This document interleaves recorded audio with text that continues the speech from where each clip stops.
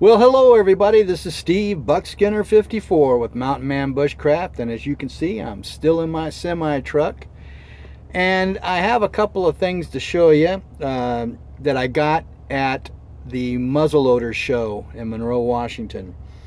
And one of my favorite knife makers and a very good friend of mine, you've heard me mention him many times, Cliff Fellrath. He was there selling his knives, and actually the knife that I'm about to show you, he had sent me a text message showing me that he was going to sell this, put it up for sale at this muzzleloader show. And it's actually a muzzleloader arms and pioneer craft show. And I saw the knife and thought, I gotta have it. So I told him, well, I'll buy it, you know. So without any further ado, here's the sheath.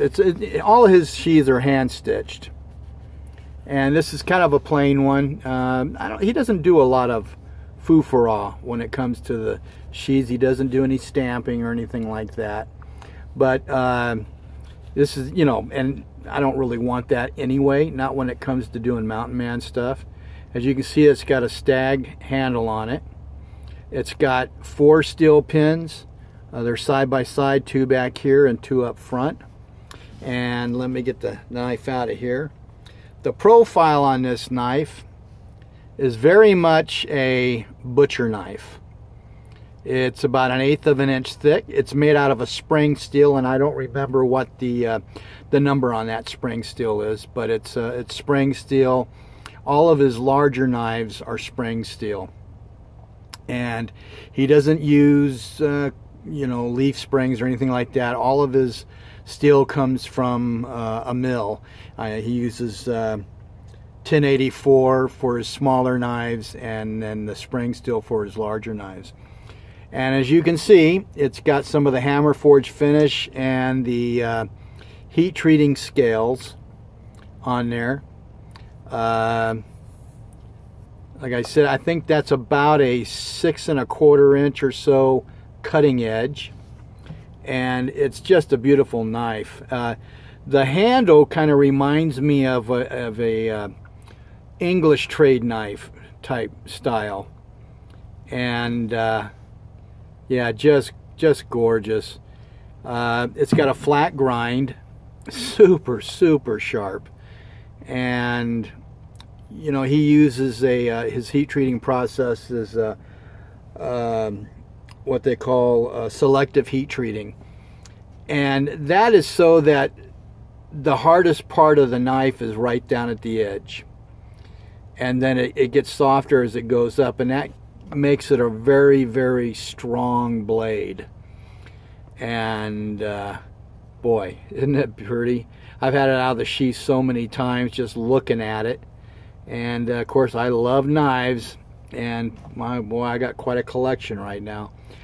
But so as I was buying this knife, of course I was eyeballing a lot of the other knives on his table, and I seen this one that had a bit of a convex grind on it, and I really like a convex grind. And I was looking at it, and he had a ridiculous price on it. And when I say ridiculous, I mean ridiculously low. And I told him, I said, you know, I'm going to come back tomorrow and I'm going to purchase that knife. Now, why I didn't say I was going to purchase it right then, I don't know. But I said I was going to come back the next day and purchase it. I guess I felt like I had enough stuff to carry it around. And he picks up the knife. He says, here, take it. So he gives me the knife. So the sheath he did not make. He didn't have a sheath for it. So I purchased this one from another guy. This was actually made for a Green River style knife, but it fits in here really well. I mean, it's not coming out, you know, so it actually worked out real good. And you can see it pops out of there. This is the knife. It's another kind of a butcher knife style profile, but it's much smaller. It's about a 4-inch blade. This has got the one I think I told you has about 1/8 of an inch.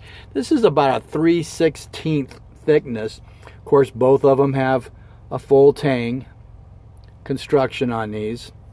This one has the brute de forge distressed area back here for like a little finger guard.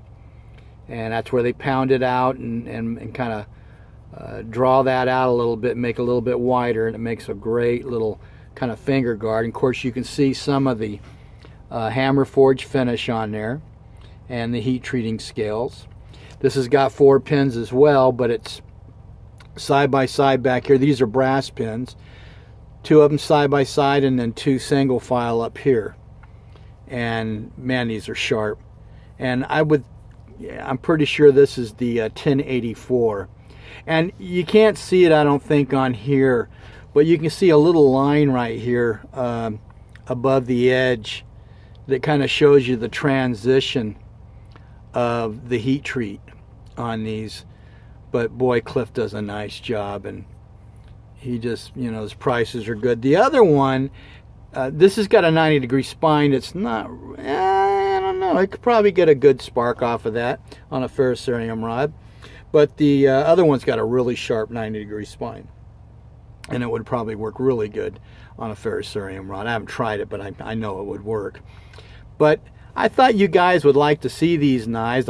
You know, I love to show this stuff. But there you go. Anyway, hey, thank you guys so much, guys, for tuning in. I'll put Cliff's email and phone number down below, so check it out. Send him an email, ask him about the prices and that kind of thing, and I'm sure he'll be happy to help you out.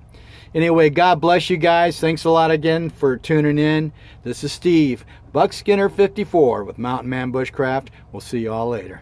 Bye-bye.